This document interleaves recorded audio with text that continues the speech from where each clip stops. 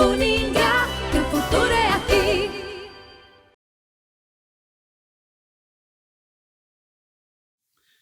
Fala pessoal, tudo bem? Estamos aqui mais uma vez falando sobre agronegócio, isso mesmo, durante esse importante evento aqui da Uningá, o workshop profissional sobre agrotóxicos, um tema bastante relevante e que tem chamado bastante atenção de toda a sociedade, inclusive trazendo muitas pessoas aqui ao auditório e também de forma online, uma vez que o evento está sendo realizado de maneira híbrida. E hoje eu recebo aqui, em nosso podcast, a doutora Simone Aparecida Mocini, que é do Laboratório de Toxicologia da Universidade Estadual de Maringá, também a minha amiga Silvia Capelari, que é engenheira agrônoma ali do município de Marialva. Sejam muito bem-vindas.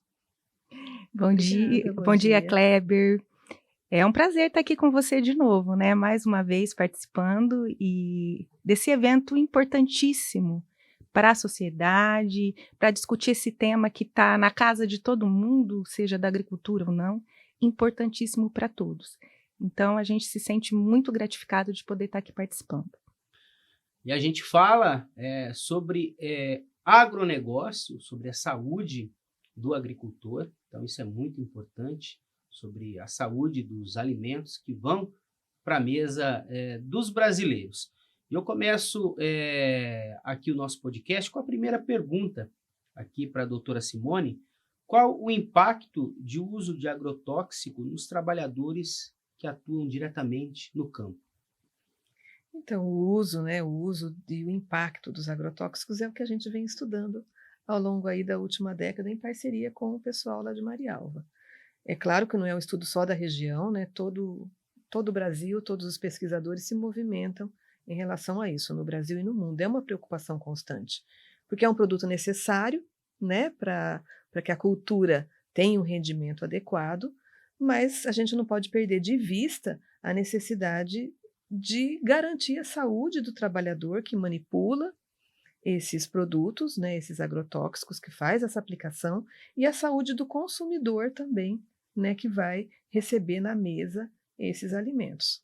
Então, é um foco importante de preocupação e que vem nos motivado aí a estudar esse assunto. Como anda a saúde?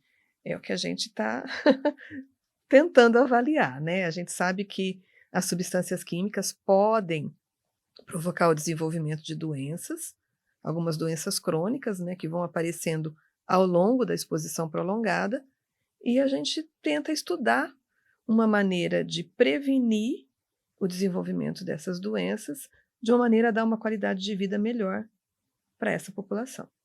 Tá certo. O que a gente já pode falar resultados parciais dos trabalhos que vocês vêm realizando aqui em nossa região? O nosso foco inicial era a orientação, né? Orientar o trabalhador no sentido da necessidade de se proteger no uso dessas substâncias, a necessidade de ter um apoio técnico para a substituição de produtos muito tóxicos, né? Utilização de um menor número de substâncias, para realmente seguir as orientações, né? Muitas vezes existe um excesso de uso e um uso inseguro, né? Você soma a quantidade exagerada de produtos utilizados e o uso inseguro. Por desinformação, por descuido, então o nosso foco inicial era essa orientação. E aí depois, com o financiamento que a gente obteve em alguns projetos, a gente começou a pensar em avaliar como que estaria essa exposição. É possível avaliar a partir de coleta de dados, coleta de material biológico, o risco, né? Entender como é esse risco, quanto o trabalhador está exposto e se ele está desenvolvendo doenças. Então, é isso que a gente vem tentando avaliar nos últimos anos.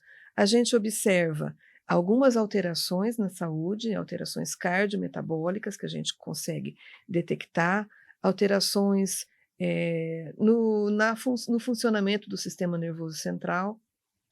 para algumas situações, muita irritabilidade, alteração no processo de sono, alterações de memória, tremores, alterações gastrointestinais que também eles apresentam. E a gente tem tentando ligar isso com o que o laboratório nos mostra, né, com os resultados de análises laboratoriais. O nosso último projeto ainda está em andamento, a gente coletou várias amostras que ainda estão sendo analisadas ali em parceria com alguns laboratórios da Universidade Estadual de Maringá e nesse último projeto em parceria com a Universidade da USP, né, de Ribeirão Preto, tem o professor Fernando, lá de Ribeirão, que também está aí nos auxiliando em algumas análises. Então, seria a coleta realizada lá em Marialva, Silvia? Sim, nós estamos nessa parceria com a UEM, né? A UEM está aqui do nosso lado, uma universidade reconhecidíssima, a gente adora essa parceria, ganha a região, ganha os produtores, ganha os acadêmicos, os professores, é algo realmente muito legal. Desde 2008, quando ainda era a professora Paula Nichiamba, né? que se aposentou, então a gente já vem fazendo essas coletas. Coleta de sangue, De né? sangue. Então, tem alguns marcadores, né, Simone? Uhum. Simone acho que pode explicar melhor do que eu. E para determinar, primeiramente foram inseticidas. Então, foram feitos, vários produtores tiveram aumento da colinesterase, eles devolveram o resultado para esses produtores e foram encaminhados para o médico do HU, que fez o acompanhamento. Então, isso em 2008. Depois, em 2014, né, que a gente retornou, foram feitas novas coletas, inclusive coleta de água para acompanhar se tinha contaminação. E agora eles retornaram, a gente retornou nessa parceria, que nós estamos também avaliando fungicidas. Que Isso, é desde 2017. Desde 2017. Que é o maior uso na uva, né? Na uva, como é uma cultura que tem bastante doenças, então o uso é mais intensivo de fungicidas do que de inseticidas. Então, para nós, ficou bastante interessante essa possibilidade de estudar esse acúmulo, se acumula ou não, se causa problema ou não. No caso aí, você tem dados de quantos por cento dos agricultores ou das amostras coletadas que apresentaram algum resultado? Então, o que a gente avaliou nessa primeira etapa de 2017? A gente buscou avaliar a presença de metais nas amostras biológicas. Por que metais? A maioria dos fungicidas tem uma ligação à presença de metais na formulação. E os metais, eles são muito implicados em alterações neurológicas. Então, a doença de Parkinson, tremores de uma maneira geral, alterações cognitivas, alterações no aprendizado. Então, são relacionados com a presença de metais, a exposição a metais. Então, a gente, vamos avaliar como, porque por lei, você não tem um indicador biológico de exposição aos fungicidas, como a gente tem para os inseticidas, que é a colinesterase. Para o fungicida, não. Então, é tudo ainda no campo de pesquisa.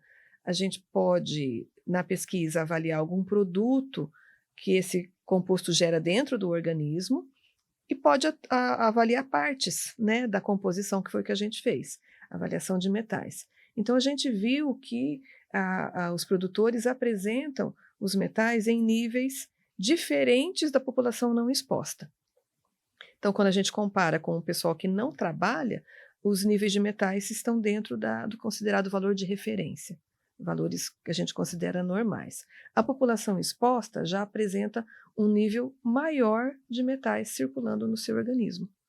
Então, a gente conseguiu dizer que eu tenho essa presença em função da exposição aos fungicidas. Aos fungicidas. Uhum.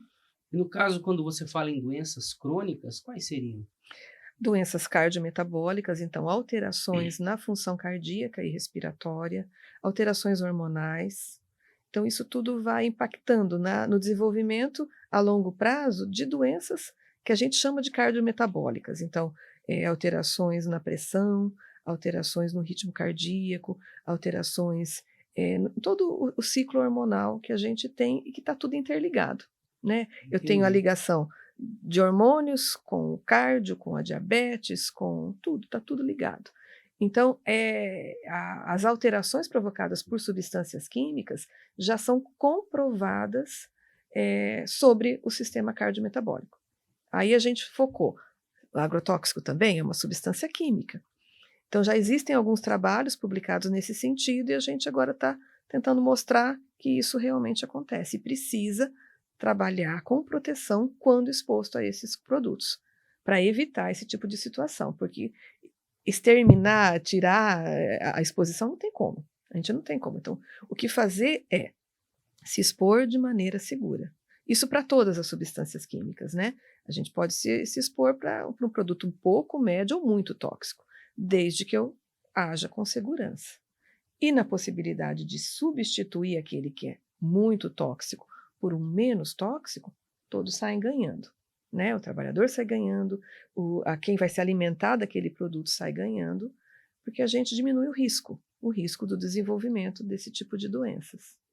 Ô Silvia, e na Semana do Trabalhador Rural, do Agricultor, tem uma ação prevista ali para Marialva? Sim, nessa etapa do projeto, a UEM, então, precisa de 300, de um universo de 300 coletas aí, né? Então, a gente também vai estar na Semana do Agricultor, a Prefeitura, a Secretaria de Agricultura do município de Marialva encabeçou a criação da Semana do Agricultor lá em Marialva, numa parceria, nós estamos na parceria. Durante a semana terão eventos técnicos e elas farão, o pessoal da UEM vai fazer as coletas, né, aproveitando essas famílias, esses agricultores que estarão lá, né? Então, porque assim, a agricultura, eu sempre costumo dizer isso, você cuida de plantas, mas acima de tudo você cuida de pessoas que estão por trás dessas plantas. A gente não pode perder esse foco, A gente nunca pode perder esse foco. Ninguém, nem o pessoal da toxicologia, ninguém é contra o uso de agrotóxicos, né? É uma questão que as pessoas polemizam muito, e na verdade não é isso, né? O que todo mundo quer é que o uso seja consciente e racional. Seguro, né? Seguro. Um dado interessante que elas tiraram da pesquisa foi que eles fizeram uma comparação entre o uso de EPIs. Vocês se lembram desse critério, né? E o resultado obtido foi que a maioria não usa corretamente os EPIs, né? Então, é todo um trabalho que também para nós técnicos, esse trabalho da UEM é importantíssimo. Espera aí, onde nós estamos errando? Né? Porque nós estamos lá com o agricultor, nós não estamos falando devidamente sobre esse perigo. Então, acontece uma mudança em todos os setores envolvidos. Então, é importantíssimo esse trabalho. Por isso, o próprio agricultor, ele não está fazendo, ele tem na mão, eu sei que é quente, mas é o que existe. Então, tem que ser usado, certo? Então, a magnitude, né, a dimensão desse trabalho, ela atinge, aí é muito grande, muito importante para o IDR, muito importante para os produtores e para toda a comunidade. Com toda certeza. As informações coletadas vão gerar ações, né? Essa é a nossa expectativa. Ações por parte de modificações na forma de atendimento, né, do IDR, ações da prefeitura para atender essa população. Como atender? É também uma demanda, né, importante. Como que eu atendo o pessoal da saúde tem essa carência por capacitação, de entender como diagnosticar, de entender como encaminhar, que tipo de exame solicitar. Então, essa parceria foi importante nesse sentido, né? Essa forma de poder orientar também quem atende o trabalhador que pode estar adoecendo. E esse trabalho, existe previsão, extensão para outras regiões? Tudo depende de apoio e financiamento, né? Quando a gente submete um projeto, como esse que foi submetido para um edital da Fundação Araucária, você delimita, né, o que você pode fazer, porque o recurso é pequeno. Então, a gente tem que delimitar uma determinada região em função do que o edital pede. Então, a gente não consegue, a gente não tem muitas pernas e muitos braços para alcançar muita gente ou muitas regiões. Então, a gente vai fazendo esse trabalho de formiguinha, né? Quando você tem o apoio, ele resulta em benefícios para um número maior de pessoas, né? O apoio do IDR é muito importante para o contato com essa população e o apoio da prefeitura. Eu também sou produtor rural e a gente percebe nos litros de defensivos agrícolas a tarja azul, a tarja amarela, a tarja vermelha. A vermelha é a mais perigosa, né? Como que vocês avaliam isso? Os produtores, eles têm, no caso, respeitado mais isso daí? O que vocês podem falar dessa questão, dessa diferença aí, da periculosidade aí dos defensivos agrícolas? Olha, Kleber, eu vejo que tem crescido o interesse dos agricultores por usar produtos mais seguros, né? Tem muitos, a gente observa no atendimento no escritório. Então, eu estou só em Marialva há 20 anos, estou há 30 no IDR. Então, antigamente, se entrava muita gente no escritório pedindo, eu tenho esse problema e qual agrotóxico eu uso. Hoje, a gente atende muita gente querendo aprender a fazer agricultura orgânica, né? Ou não quer o selo orgânico, mas quer diminuir o uso. O uso de defensivos. De defensivos. Então, eu vejo que mudou, assim. Eu vejo que nós avançamos. Agora, tem situações que, infelizmente, a gente ainda não tem solução que não seja o produto mais perigoso aí, o produto químico. Entendi. Né? Então, é aí que entra o uso racional, consciente. E um detalhe importante é a presença do profissional de agronomia. O profissional de agronomia nas propriedades, que é quem receita, que é quem orienta, é importante estar nas propriedades, quer seja do Estado, quer seja os colegas que prestam consultoria, atendimento. É muito importante ter o profissional de agronomia. E que ele faça, né, valer isso. Que está ali no dever dele de agrônomo, que é fazer a recomendação racional e segura. Depois que ele usou o que ele tinha de opção menos agressiva, não deu certo, ou se ele não tem, é que ele recomende adequadamente. Então, é isso que eu acho que é importante. Tem algumas perguntas aqui, umas perguntas dos universitários. O que é o plano de atenção e vigilância às populações expostas aos agrotóxicos? É um plano que foi iniciado pelo Ministério da Saúde, né? É um programa que vem lá do governo federal e deve, né, se estender para todos os estados, baseado na preocupação do número de intoxicações, né? Inicialmente, o que chama mais atenção são as intoxicações agudas, né, que aparecem de maneira mais evidente, né? Um contato com uma quantidade muito grande que imediatamente adoece o trabalhador, mas com a preocupação com as intoxicações crônicas, exatamente pelo desenvolvimento de doenças, o que sobrecarrega o programa de saúde, né, o SUS. Então, a intenção vamos evitar que a população adoeça, porque a gente sabe que a longo prazo isso vai sobrecarregar o sistema. Então, o indivíduo para de trabalhar, diminui a qualidade de vida, precisa ser atendido por vários profissionais, porque daí você tem alterações respiratórias, alterações cardíacas, alterações de pele, alterações psicoemocionais. Então, demanda um atendimento de muitos profissionais, isso demanda custo. Então, foi uma preocupação que se iniciou no governo federal e que agora vem se estendendo para os estados. E o Paraná encabeçou isso. Então, o Paraná vem na frente disso, já desenvolvendo protocolos. A gente tem, inclusive, o protocolo que nós utilizamos para avaliar esses trabalhadores, que é um protocolo produzido pela Secretaria de Saúde do Estado. Olha aí que interessante. Tem mais uma pergunta que chegou para a gente aqui. O uso dos EPIs, equipamentos de proteção individual, contribui para reduzir os impactos na saúde dos trabalhadores. Isso aí é óbvio, né? É muito importante o uso do EPI, você já falou, inclusive aí das pesquisas. Quais os cuidados e atitudes os pesquisadores recomendam para reduzir esse impacto na população? Como a Silvia já comentou, é entender o perigo a que ele está exposto. Então, pode ser um perigo pequeno, médio ou grande. Então, agir com segurança na utilização desses produtos.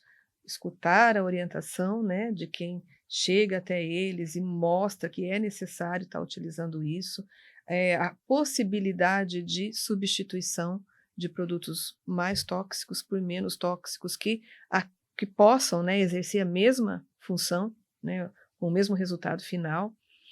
O armazenamento seguro desses produtos em casa, para evitar intoxicações de crianças, de outras pessoas que não manipulam, mas que têm contato, de animais domésticos, o descarte desses produtos após o uso, o descarte das embalagens. Então, é todo um contexto que precisa ser orientado e é um trabalho constante, né? Você fala, daqui a pouco esquece, precisa falar de novo.